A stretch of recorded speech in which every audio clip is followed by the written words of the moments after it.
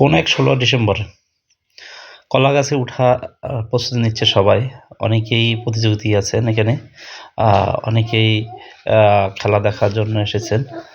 খুব একটি জমজমাট খেলা। আর ক্রীড়া দিবসে এই খেলাগুলো আসলে উপভোগ করতে দূর-দূরান্ত থেকে অনেকেই আসেন।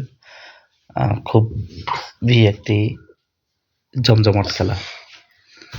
সবাইকে আনন্দ দেওয়ার জন্যই এই সমস্ত খেলাগুলো আমাদের দেশে আনাচে কানাচে হয়ে থাকে। কলা গাছে প্রতিযোগিতা।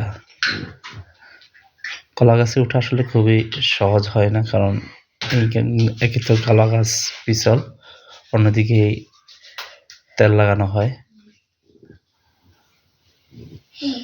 সহজেই আসলে অনেকেই উঠতে পারে না। দেখা যাক শেষ পর্যন্ত কে এই জয়লাভ করে।